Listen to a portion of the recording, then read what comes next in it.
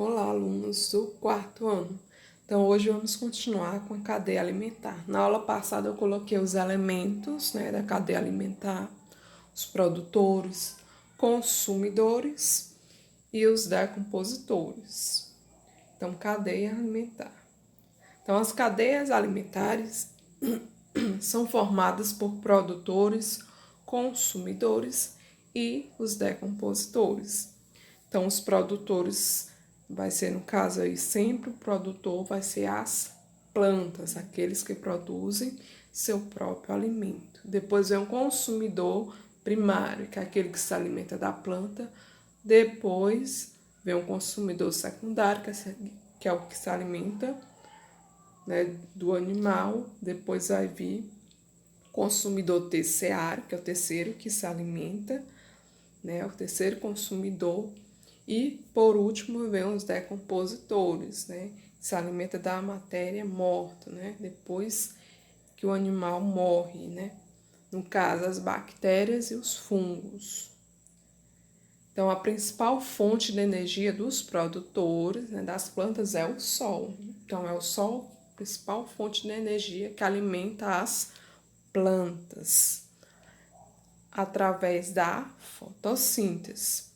Então, aí tá a planta, que é o produtor, depende da luz, do sol, da água, sais minerais, dióxido de carbono.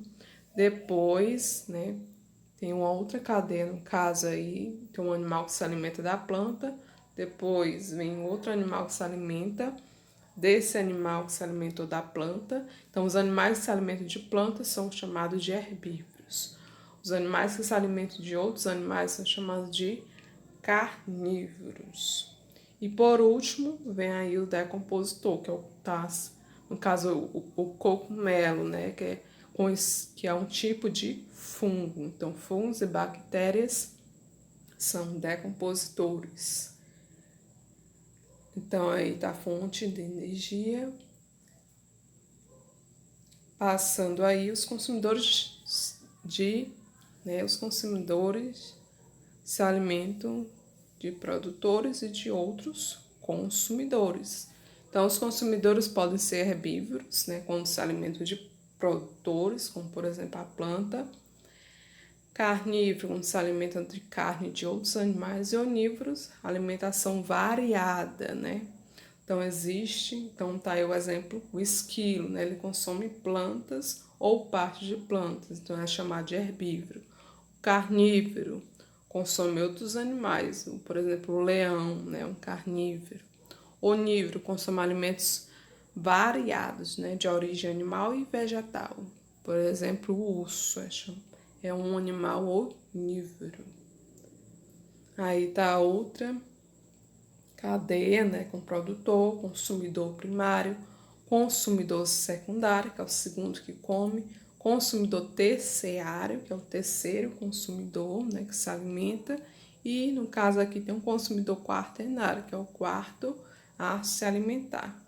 Então, de acordo com a posição ocupada pelo consumidor, ele pode ser classificado em consumidor primário, que é o primeiro que se alimenta, consumidor secundário, o segundo que se alimenta, consumidor terciário é o terceiro que se alimenta, e assim sucessivamente, Os decompositores. Os seres decompositores se alimentam dos restos de seres vivos, tais como plantas e animais, e liberam na natureza sais, minerais e outros nutrientes. Esses nutrientes são utilizados pelos organismos dos produtores, no caso as plantas, como as plantas sendo, portanto, reaproveitados. Dessa forma, podemos concluir que a decomposição favorece a reciclagem dos nutrientes. Então, a decomposição é de extrema importância, pois ela ajuda no desenvolvimento das plantas. Então, a decomposição faz com que cadáveres de animais, restos de plantas e até mesmo nossos alimentos sejam degradados. A decomposição é fundamental para a manutenção da cadeia alimentar, além de evitar que o planeta seja um grande depósito de seres mortos. Sem a decomposição, seria impossível, por exemplo, a manutenção da vida.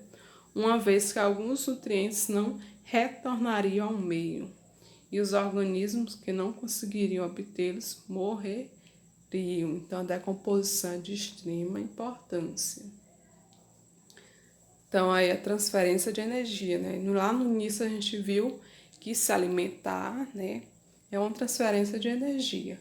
Quando eu estou me alimentando, eu estou obtendo energia. Então, a cadeia alimentar é uma transferência de energia de um para o outro. Então, quando um animal se alimenta do outro, ele está, né, havendo essa transferência de energia.